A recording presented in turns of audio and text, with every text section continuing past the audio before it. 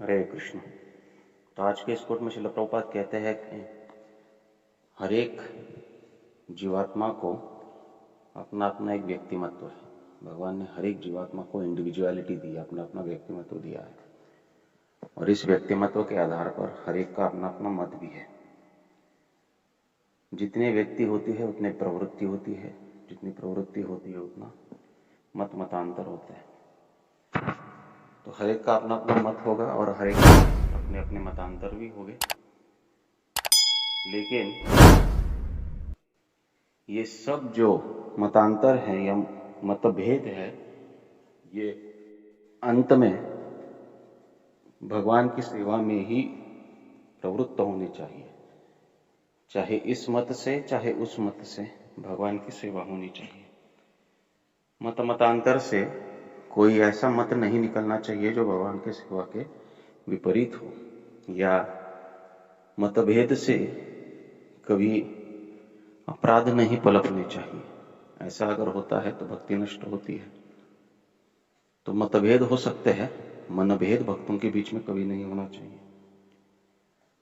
मतभेद कभी आते हैं, उसे सुलझाए जा सकते हैं। मनभेद जब आते हैं तो उससे अपराध जनित होते हैं, अपराध उत्पन्न होते हैं, और ये अपराध जो है ये भगवान के प्रति हमारे भक्ति को नष्ट करते हैं। इसलिए अपराध रहित भजन जो है ये अगर करना है तो भक्तों के बीच में बहुत सावधानी से रहना चाहिए।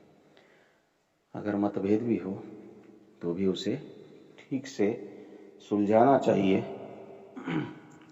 हरि गुरु और शास्त्र के निर्देशों के अनुसार भगवान निर्देश देते हैं, गुरुदेव निर्देश देते हैं, प्रभुपाद निर्देश देते हैं।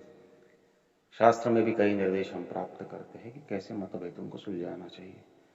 खास करके भगवान भगवद गीता में कहते हैं अनुद्वेगम कर्म वाक्यम, कि हमारा वाक्य जो है उद्वेग उत्पन्न करने वाला नहीं होना चाहिए। मतभेद भी है तो उन मतों को सुलझाने के लिए हमें अनुद्वेग वाक्य बोलना चाहिए। किसी को उद्वेग आए इस प्रकार से नहीं बोलना चाहिए, और अपने मत को अगर ठीक ठीक सिद्ध करना है तो उसका शास्त्र का आधार देना चाहिए और शास्त्र के आधार से उस मत को प्रस्थापित करना चाहिए। कभी कभी भक्त सोचते हैं माई वे और हाईवे। इसका अर्थ क्या होता है? मैं कुछ करूंगा तो मेरे ही मत से करूंगा, नहीं तो मैं करूंगा ही नहीं। हाईवे यानी मैं निकल जाऊंगा द्रुत गति से, मैं वहां पे रुकूंगा ही नहीं। हाईवे से हम गाड़ी जोर से चलाकर निकल जाते हैं ना, तो मैं करूंगा तो मेरे मत से करूंगा, नहीं तो मैं करूंगा ही नहीं। तो ये भावना भी भगवान के सेवा के लिए बहुत ही प्रतिकूल है। तो ऐसी भावना भक्तों के बीच में नहीं होनी चाहिए। हम अगर शुद्ध होना चाहते हैं तो शुद्धता का अर्थ क्या है? कि हम हमारे अशुद्ध मतों को शुद्ध करें, अशुद्ध भावना को शुद्ध करें, या हमारे अशुद्ध कॉन्शियसनेस को शुद्ध करें। तो मत तो हमको परिवर्तित करने होंगे, इसी को तो हृदय परिवर्तन कहते हैं।